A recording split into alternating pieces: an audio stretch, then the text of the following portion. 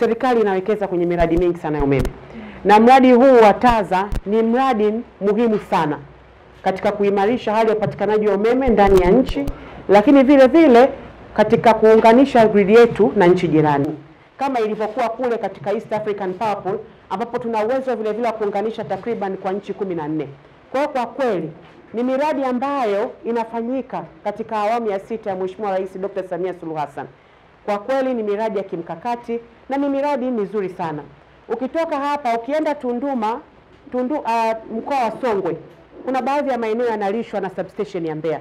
Laini ni ndefu sana, umeme unakatika sana. Lakini tunavyojenga vituo hivi vya kupoza umeme kama pale Tunduma, baadhi ya maeneo ya Songwe pia na yenyewe yatanufaika na yataboresha vile vile hali ya upatikanaji wa umeme katika maeneo hayo. Na Mheshimiwa Rais tulifanya ziara. Kwa kweli aliahidi kwamba mkoa wa Rukwa na wenyewe unaenda kuunganishwa kwenye grid ya taifa na ni kupitia mradi huu.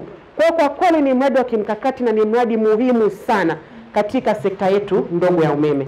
Hiyo Mheshimiwa Mwenyekiti, kama unavyoona hapa tuna mkandarasi mzuri sana anaitwa Tibea na anafanya kazi zake vizuri sana.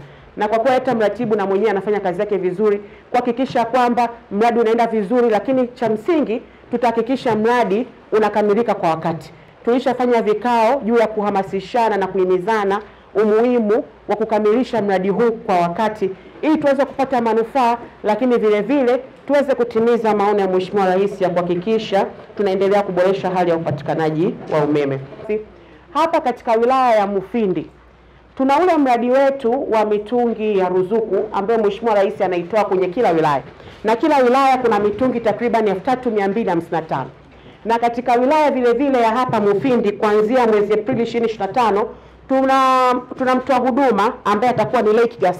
Atakuja na ile mitungi hapa na itauzwa kwa bei ya ruzuku ya nusu bei. Na mtungi mmoja utauzwa takriban kwa 20,825. Kwa hiyo badala ya kununua kwa ile bei ya 45 kwa mtungi ule wa kilo 6, basi wananchi wa Mufindi hawa kwa ile idadi ya mitungi 3255 wataweza kununua mitungi ile kwa gharama ya 20,825. Swala la nishati safi kwa kweli ni ajenda muhimu sana na nyote mnafahamu Mheshimiwa Rais ameibeba kwenye moyo wake. Kwa hiyo ni vizuri sana mitungi hii ikija, basi muendelee kuhamasisha na kuelimisha wananchi ili waweze kuchangamkia fursa hii na tuweze kutunza mazingira yetu ili aweze kutufaa sisi pamoja na vizazi vinavyokuja.